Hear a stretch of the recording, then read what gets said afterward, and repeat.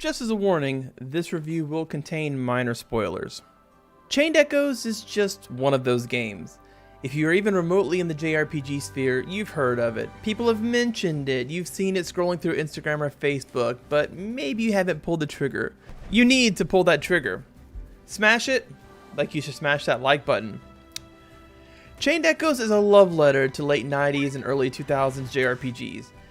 There are some bold flavors there that you will recognize. Plenty of Final Fantasy VI, Chrono Trigger as the meat, with Secret of Mana and Xenogears as seasoning, and rimmed with a delightful little dusting of Suikoden 2.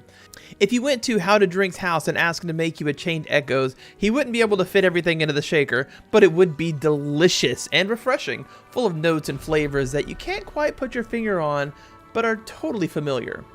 The story of Chained Echoes is immediately its selling point.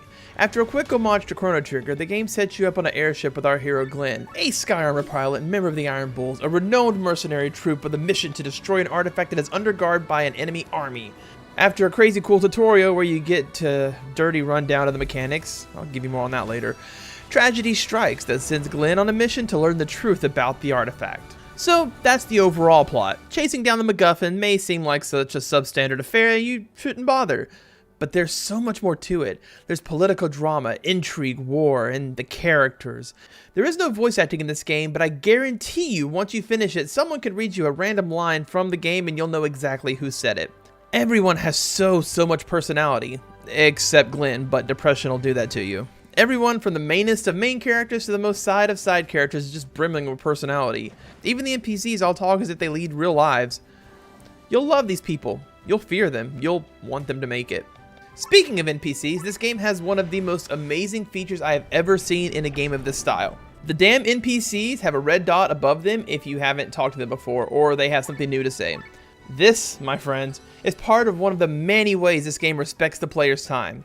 Every section of this review will contain some feature that the game has implemented that will respect your time, without attaching training wheels to your experience. Doors you can enter are also clearly marked with a green arrow, discarding the need to check every single opening you see, but also rewarding exploration. A little after halfway through the game, you even get a treasure indicator that tells you how many chests are left in an area. This game respects you. It appreciates you. It wants to put you to the test without making you regret your decision to play it. This is a turn-based RPG reminiscent of Final Fantasy X. There's an action meter on the top right, and everyone goes in a certain order that you can see. It's that simple. But combatants are not always the only thing on the turn order, as the game likes to sprinkle in some extra stuff here and there to keep it interesting, such as a minecart section where you have to direct a minecart that is flying on a set of rails while fighting a boss. But I'm getting ahead of myself. Every character can have up to 8 abilities, equipped as action commands, which can be hot swapped from the menu. They range from area of effect attacks, to single target attacks, status attacks, so on and so forth. Standard RPG fare. What sets it apart is the overdrive meter on the top left. It has 3 states. Yellow is normal, green is overdrive, red is overheat. While in overdrive, your characters take less damage and abilities cost half of your MP. When overheated, you actually take more damage. Staying in overdrive without overheating is the key to mastering the game's combat. Every action, as well as getting hit, increases your overdrive meters. As the battle progresses, overdrive will change between different settings. For instance, if the overdrive is in healing mode, you can use healing skills to decrease your overdrive by a set amount. This balance disrupts the normal flow of the game and forces you to use items and abilities in a strategic manner to keep you in that positive state without going into overheat, which will get you killed. You can have 8 characters at a time, 4 in combat and 4 in reserve. With the press of a button, you can swap a character out with the reserve, which not only tucks your front character safely in the back line, but decreases your overdrive meter a little bit. The ability to use 8 characters not only alleviates favorite character syndrome, but also opens up many strategic options, plus lets you have a trash mob party set up as well as a boss party set up. Every character is also pretty unique, and no 2 party members offer the same advantages or disadvantages in combat.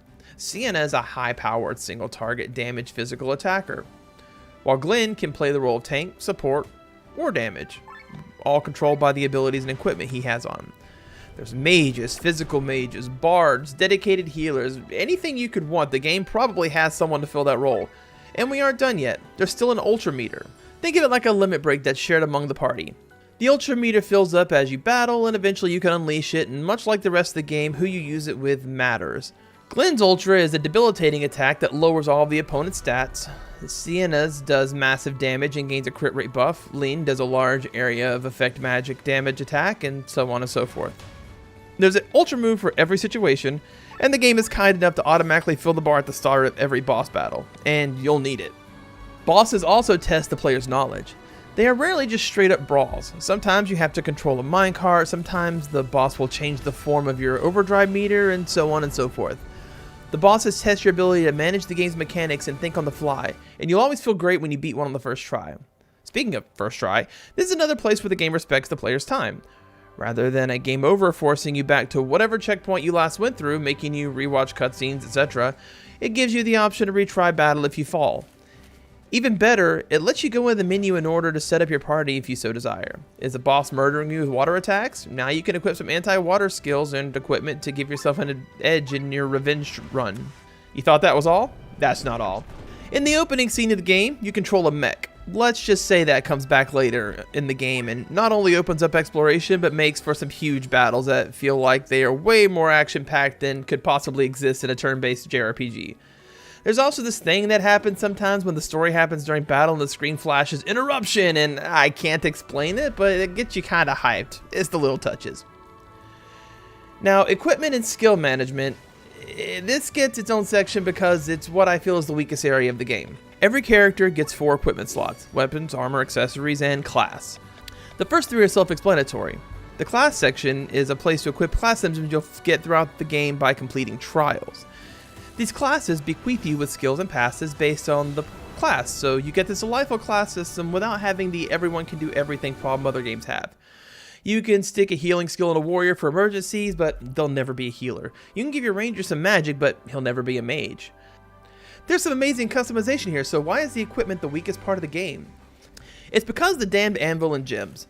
Every weapon and armor piece can get upgraded twice. Each upgrading increases its gem slots from 2 to 3 to 4. Upgrading requires gold and materials, which you get from the overworld and as a rewards from combat. It's so obnoxious. Every time you get a new weapon or armor for a character, you have to gather the materials to upgrade it, then go to the anvil to upgrade it, then remove your gems from your old gear and slot them into your new gear, and possibly go through your gems and see if you have anything better and what have you.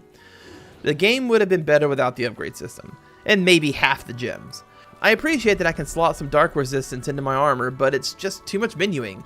It grinds the entire game to a halt every time you get to an anvil, much like these 2 paragraphs did to this review. I still love you, Chained Echoes. The game's main quest also respects your time, and I appreciate that. There's quest markers, clear paths, and a place to read your current objectives. This makes sure that not only do you fully explore an area, if you so desire, before moving on, but also gives you a really good endorphin hit when you find a hidden buried treasure or a chest tucked away in some out-of-the-way area. There are even NPCs that'll give you hints about super hidden treasures, like the one hidden behind a certain tree in the first zone. The downside is that there are some areas you cannot access without your mech. A seasoned gamer will quickly come to the conclusion that you will need some traversal ability later in the game that will allow you to access more out-of-the-way treasures that you can see but can't get to. A less experienced gamer might drive themselves insane trying to figure out how to get that damn giant silver box up on the cliff. The game doesn't do a very good job of conveying that this will happen, and it's worth noting before going in. Another minor mistake it caused me to open up old Google is that side quests do not open up until halfway through the game. This is important because on the reward grid, which is a long story that the game explains pretty early in, you see some quests that require completion, but it is of course not possible until much later in the game. If you are a completionist and don't Google it, then you'll be searching for a long while and likely get frustrated. Stuff like that should be just hidden until you can do it rather than sending the players on a wild goose chase. It doesn't ruin the game by any stretch, but again, it is worth noting. Overall, Chained Echoes is a strong title. It has everything you've ever wanted in a JRPG except monster collecting. It takes everything you've ever loved about the genre, gives you a solid taste without beating you down too much. It respects your time while not holding your hand. It is well beyond solid and in the realm of greatness. I don't give scores anymore, they're arbitrary. I'm here to give you the facts, and this game is amazing. But don't just take my word for it, because at $25, Chained Echoes also respects your wallet. Thanks everybody for watching. I do hope this was helpful and you enjoyed it. Likes, comments, subscriptions, all that always help out if you want to see more reviews. And until next time, deuces dummies.